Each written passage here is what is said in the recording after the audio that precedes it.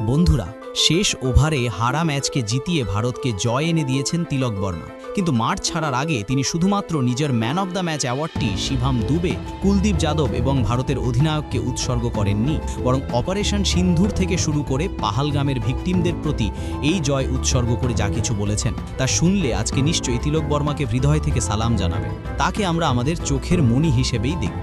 আমরা তো দেখেছি কিভাবে তিলক বর্মা হারা ম্যাচ জিতিয়েছে, কিন্তু তার পরে তার দেওয়া বিবৃতি সত্যিই রোমন্থনমূলক ছিল। ভারতীয় ক্রিকেট দলকে 5 উইকেটে জেতানো তিলক বর্মা কি বলেছেন তা আমরা আপনাদের দেখাতে চলেছি। কিন্তু তার আগে যদি আজ আপনাদেরও তিলক বর্মার ব্যাটিং এবং ভারতীয় দলের জয় ভালো লেগে থাকে, ভিডিওটিকে একটি লাইক দিন।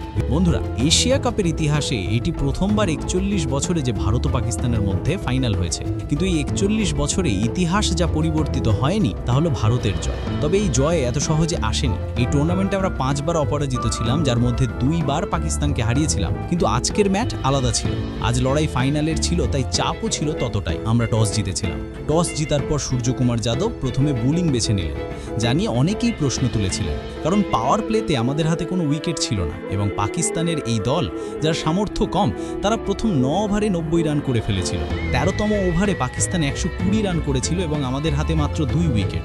এই অবস্থায় ম্যাচ কিভাবে ঘুরে দাঁড়াতে পারে ভাবুন তো। আমরা 2 উইকেট নিই, যদিও বড় সাফল্য মনে হয়নি, কিন্তু তারপর সূর্যকুমার যাদবের উপস্থিতি ও প্রজ্ঞা খেলা বদলে দিল। তিনি ভারতীয় বোলিংকে নতুন দিশা দেখালেন এবং পুরো ম্যাচই বদলে গেল। মোহাম্মদ হ্যারিসের উইকেট নেওয়ার সঙ্গে সঙ্গে অক্ষর প্যাটেলের হাতে ম্যাচের দিক পরিবর্তিত হলো।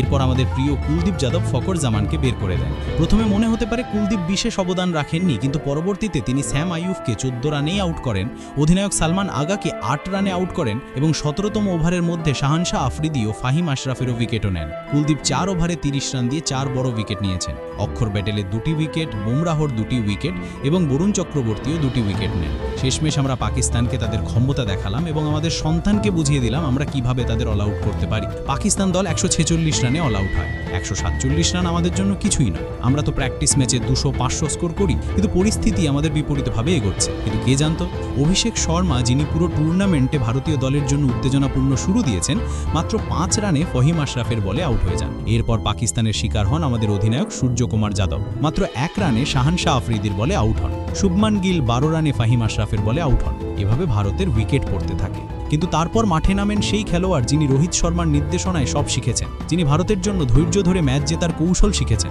যিনি টি-20তে নিজের নাম তৈরি করেছেন। তিনি হলেন তিলক বর্মা। নট আউট তিলক বর্মা এমনভাবে 4কে ছক্কার ঝড় তুললেন যে পাকিস্তান দল তার তলে দম আটকে পড়ে। সঞ্জু স্যামসনও 21 বলে 24 রান করেন, কিন্তু তিলক বর্মা দৃঢ় প্রতিজ্ঞায় ছিলেন যে মাঠ থেকে বের হবেন না যতক্ষণ না নট আউট থেকে দেশের জয় নিশ্চিত হয়। তার এই সুন্দর পার্টি অর্ধশতকেরও সমান ছিল। যখন 18 বলে 27 রান প্রয়োজন ছিল, তারপর 12 বলের মধ্যে 20 রান প্রয়োজন তৈরি হয়েছিল। শেষ 6 বলের মধ্যে 10 রান করতে গিয়ে তিলক বর্মা দলকে জয়ের অবস্থানে নিয়ে যান। তারপর রিঙ্কু চৌকা মেরে ভারতকে 5 উইকেটে জয় এনে দেন। কিন্তু আজকের হিরো ছিলেন সবার প্রিয় তিলক বর্মা। জয়ের পর তার বক্তব্য হৃদয় জয় করে নিয়েছে। তিলক বলেন, মাঠে নামার সময় ম্যাচ পুরোপুরি আটকে ছিল। খেলোয়াড় হিসেবে আমাদের একমাত্র দায়িত্ব হলো পতাকা ওড়ানো, দল ও দেশকে জেতানো। অধিনায়ক সূর্যকুমার যাদব আগেই আমাকে বলেছেন, তিলক, আজকে তোমাকে জয়ের তিলক হয়ে ভারতীয় ফ্যানদের মধ্যে জ্বালাতে হবে। তাই আমি ধৈর্য ধরে খেলেছি। যদি আমি আউট হতাম দেশের সমস্যা হতো। তিনি আরও বলেন, তার সহকর্মী সঞ্জু স্যামসন ও শিভম দুবের তার সাথে থাকায় পাকিস্তানের ওপর চাপ তৈরি করতে সক্ষম হয়েছেন। Man of the match award শুধুমাত্র তার একার নয়, কুলদীপ যাদব ও শিভম দুবের অবদানও অপরিসীম। তিনি এই জয় উৎসর্গ করেছেন অপারেশন সিন্ধুর তে নিযুক্ত ভারতীয় সেনা ও পাহালগামের ভিকটিমদের প্রতি। বন্ধুরা, এভাবেই তিলক বর্মা আমাদের সবাইকে আবেগে ভাসিয়ে দিয়েছেন। তার ব্যাটিং, ধৈর্য এবং সততার জন্য তিনি নিঃসন্দেহে প্রশংসার যোগ্য।